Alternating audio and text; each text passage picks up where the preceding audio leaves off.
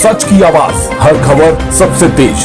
ये है the Hind 24 news, सच के साथ हर वक्त। नमस्कार, आप देख रहे हैं द हिंद 24 न्यूज और मैं हूं आपके साथ साक्षी निर्वाण। आइए नजर डालते हैं आज की कुछ खास खबरों पर। मेरठ में अनोखी मिसाल, तलाक के बाद बेटी का हुआ भव्य स्वागत। 7 साल बाद प्रणीता शर्मा का मेजर गौरव अग्निहोत्री से हुआ तलाक। कोर्ट से घर तक ढोल नगाड़ों के साथ निकाली गई स्वागत यात्रा। बेटी के साथ परिवार ने किया जमकर डांस, जश्न जैसा माहौल।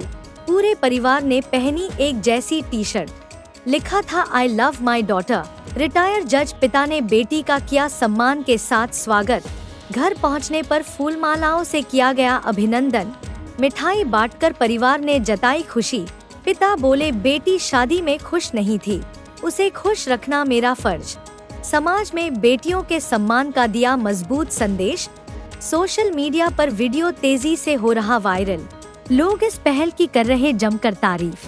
गुड़िया, कल पापा ने जो तैयारियां की, शायद आपको ना पता हो पहले से, है ना, तो मन में क्या था जब वहाँ पे ऑर्डर हो रहा था उसका तलाक का, और उसके बाद क्या होगा, कहीं इस तरह का कुछ चल रहा था उसमें? उस टाइम बस यही चल रहा था कि आगे का सोचना है, आगे बढ़ना है, क्योंकि मेरे को ये तो पता था फैमिली सपोर्ट कर रही है, बिकॉज मम्मा पापा सबको सब बता रखा था कि ऐसे परेशान हूँ, बट इतना एक्सपेक्ट नहीं कर रहा था कि मतलब लोन भी हो जाएगा और टी शर्ट्स पहनेंगे सब मेरे लिए और इतना अच्छा वेलकम होगा, ये एक्सपेक्ट नहीं था।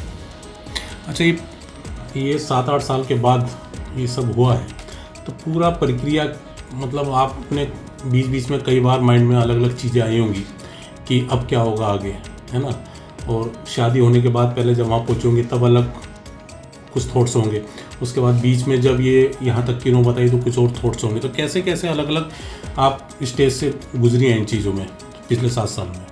पिछले 7 साल में बहुत सारे फेज़ आए मेरी लाइफ में, खुद ही उनको वो करा, अपने भाई को बताती थी मैं चीज़ें। बीच में मेरा 2021 में भी डाइवोर्स होने वाला था, but as he came back and said sorry, तो आई वेंट कि एक मौका और देना चाहिए, एंड मैंने ट्राई किया कि मैं अपनी फैमिली बचाऊं, बट वो पॉसिबल हुआ नहीं। देन फिर मेरे भाई की डेथ हो गई, मेरा जो बड़ा भाई था उसे मैं बहुत प्यार करती थी, एंड एक लड़की क्या सोचती है, पेरेंट्स के बाद भाई ही खड़ा है उसके साथ, पर मेरा तो भाई भी नहीं है, मेरे तो पेरेंट्स ही मेरा मॉरल सपोर्ट सब कुछ है। तो मैंने फिर सोच लिया कि नहीं, पेरेंट्स को बताना पड़ेगा, ये तो मैं नहीं, इतना नहीं सैक्रिफाइस कर सकती खुद के लिए। खुद की बॉडी हेल्थ सब ख़राब हो जाती है, एंड एज अ साइकोलॉजिस्ट, मैं खुद साइकोलॉजिस्ट हुई, बट मैंने देखा है कि मेंटल हेल्थ जो है वो होना बहुत ज़रूरी है, आजकल नहीं है। एंड ये थायराइड, बीपी, ये सब मेंटल हेल्थ के इशू हैं जो बहुत आगे जाके गर्ल्स को प्रॉब्लम करते हैं, सफ़र करते हैं, उन्हीं को सफ़र करते हैं और कोई सफ़र नहीं करते।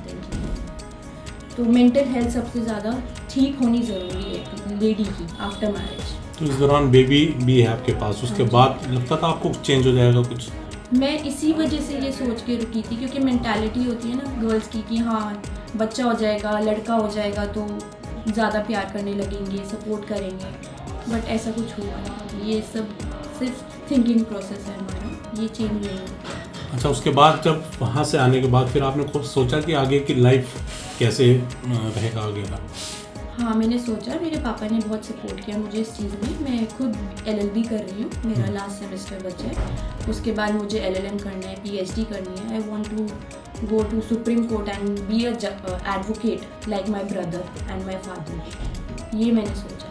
तो इस चीज़ के लिए क्या कहेंगे? जैसे शादी ब्याह में सब रिश्तेदार वगैरह इनवाइट हुए थे, रिलेटिव आए थे, ऐसे ही कल भी आपको वहाँ पे संगीत भी था, गीत भी था और नाच भी रहे थे लोग, तो लगा कुछ कि ऐसी फैमिली सबको मिली। मैं बस यही बोलना चाहती हूँ, जो इतने मेरे बड़े पापा, बड़ी मम्मा, पापा मम्मी, ताई जी, ताऊ जी सब वहाँ पे थे, चाचा चाची, एवरीवन, मामा भैया, जिनके मैं नाम ले सकती हूँ, सब मेरे रिश्तेदार। बिकॉज हमारी फैमिली में हमने ये चीज़ सीखी है अपने पेरेंट्स से कि कैसे रिस्पेक्ट करनी है, वो ही हम आगे लेके जाएंगे। सोसाइटी में मैं भी यही कहना चाहती हूँ कि जब तक पेरेंट्स सपोर्ट नहीं करेगी लड़की कुछ नहीं बता पाएगी, तो पेरेंट्स को बहुत सपोर्ट ज़रूरी है इन चीज़ों में। सर अपना पूरा परिचय दे दीजिएगा सर। मेरा नाम डॉक्टर ज्ञानेंद्र कुमार शर्मा है।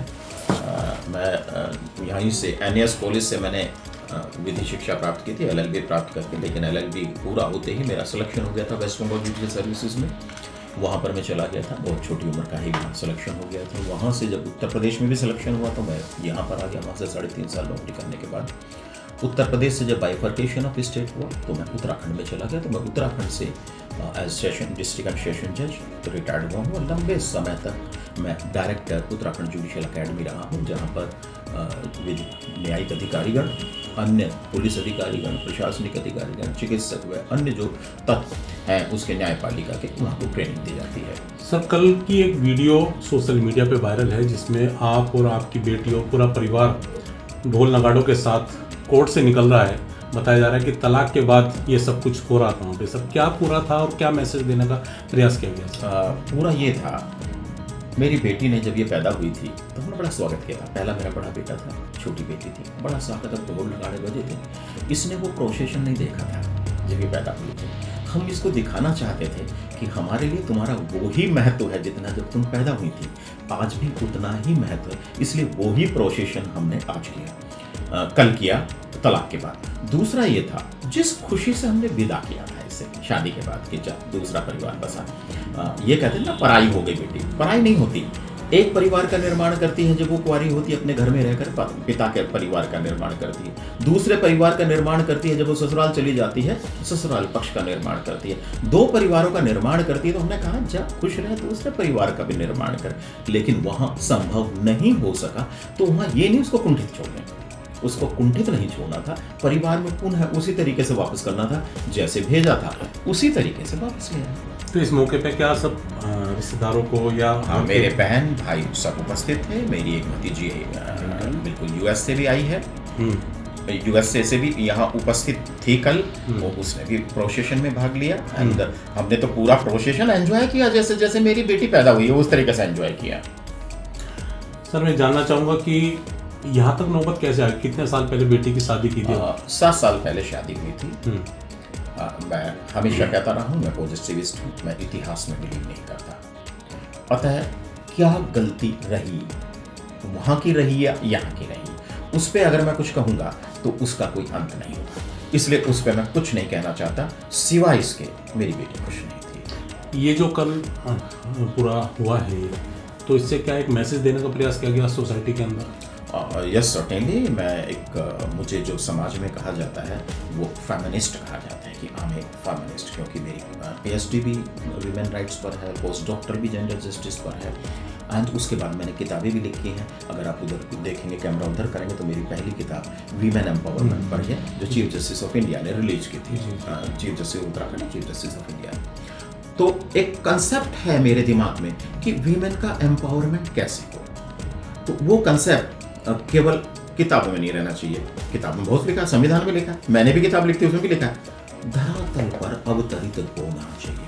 और वो शुरुआत कहाँ से हो? सब लोग कहते हैं कि दूसरे से शुरुआत करो, पड़ोसी से शुरुआत करो ना, शुरुआत मुझसे।